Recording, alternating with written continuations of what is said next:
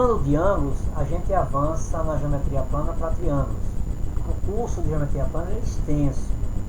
E de triângulos a gente vai para quadriláteros, para pentágono, até chegar no círculo, as figuras geométricas planas. Né? É muita coisa, muito estudo, e aí o ensino médio vai dar muito conta disso daí. O que a gente vai falar aqui é apenas uma base.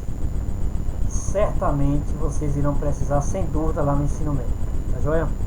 Bom, com relação a triângulos, o início vocês já sabem de qual é salteado, né? Não tem nenhuma dúvida. Uma definição para triângulo é clássica. É uma figura que contém 3 vértices, no caso vértice A, vértice B e vértice C. Aqui já vai falar futuramente dos ângulos desses vértices. Chama-se triângulo a reunião desses segmentos, ou seja, ligar de A para B, de B para C e de C para A. A nomenclatura é essa: letras em maiúsculo, que está ligando ponto a ponto, com a barra em cima. Isso quer dizer o segmento, ou popularmente chamado de lado. Tá joia? Então a definição de triângulo é clássica e é fácil demais. Quem compõe esse triângulo? 3 vértices A, B e C, como eu acabei de colocar aqui agora, 3 vértices A, B e C. 3 lados, AB, BC e CA, não tem nenhuma dúvida. 3 ângulos de dentro, ângulos internos. Ângulo B, ângulo A e ângulo C, internos. 3 ângulos de fora, externos. Cada lado desse, ao ser prolongado, olha, cria mais um ângulo externo. Cada lado desse que você prolonga, cria mais um ângulo externo, olha. Bem? E aí, onde vocês começam já a perceber o que a gente viu anteriormente. Se eu pegar um ângulo de fora do triângulo externo, mais um ângulo de dentro do triângulo, fica no interior dele, interno, um interno mais um externo. Quem se lembra dessa meia volta? Quem se lembra quantos graus são? Quem se lembra que tipo de ângulo é esse? Quem quer falar?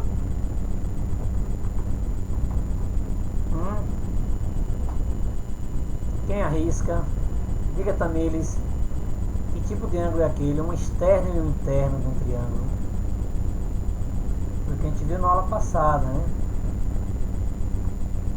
Juan está na aula ainda?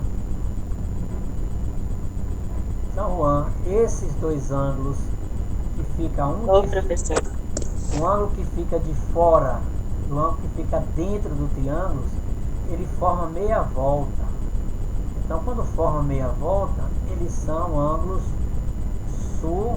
lembra? Suplementares. Tá vendo meia volta? Que legal, né? Ó. Então, vai ter uma série de cálculos aí, em algumas teorias, em alguns postulados e teoremas, que vocês vão ter que saber disso lá na frente. Ângulos de um triângulo, um ângulo de dentro com um ângulo de fora, ó, faz um ângulo de meia volta, ou seja, 180 graus. O Z com o interno B, 180 graus. E os elementos de um triângulo, todo mundo já sabe, está em vídeo gravado, não vai ter nenhum problema. Um outro passo interessante, que vocês irão receber um link de uma atividadezinha, que eu vou mostrar para vocês depois, é essa classificação dos triângulos. Então, o triângulo, com relação aos seus lados, ele tem 3 classificações com relação aos seus lados. Ele pode ser chamado de equilátero quando ele tem os 3 lados congruentes, ou seja, ambos têm as mesmas medidas. Estou colocando aqui um tracinho para cada um, tá vendo? Esse tracinho indica que esses lados são iguais. Tudo bem? 3 lados iguais, equilátero. Se só possui 2 iguais e um terceiro diferente, ele já passa a ser um triângulo isósceles. Bem? 2 lados são congruentes, porém o terceiro é menor ou maior. Não pode ser do mesmo tamanho, porque se for do mesmo tamanho, vira equilátero. E a terceira classificação que pode acontecer é o triângulo ser um triângulo escaleno. Seria ele escaleno?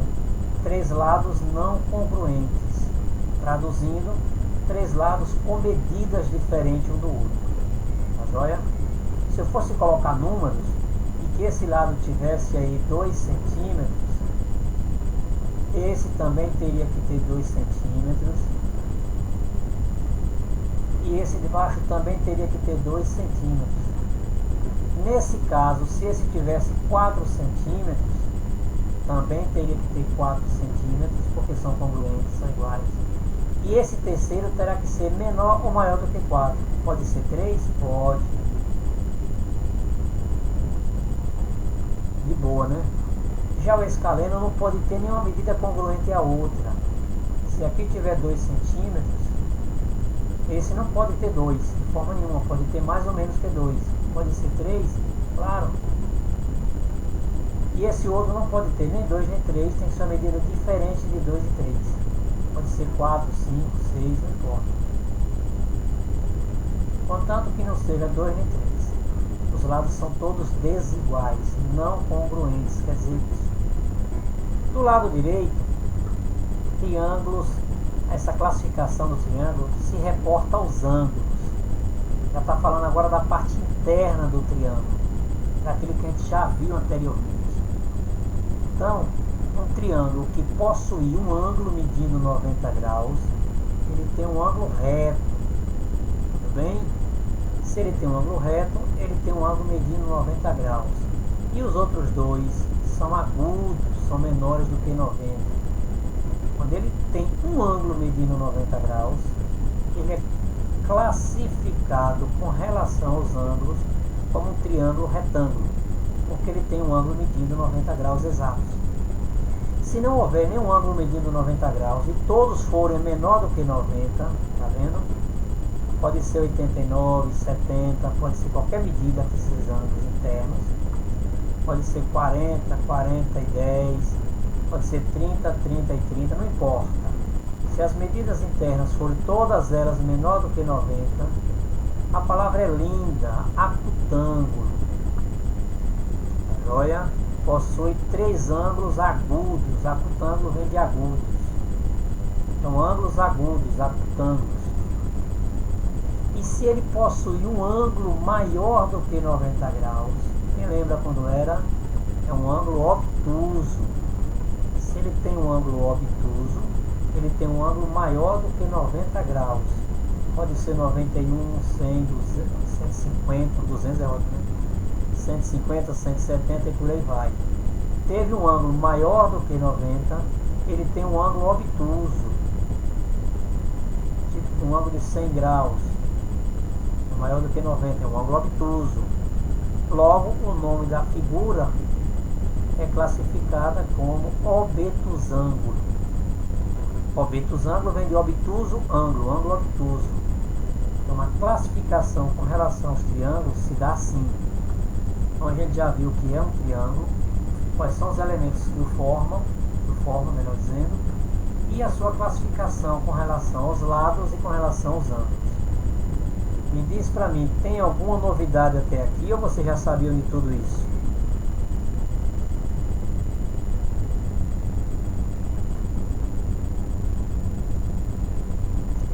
Só os ângulos que são uma novidade. Só os ângulos são novidades, não é isso? Ok, Juan. Deixa eu dar uma olhada no chat.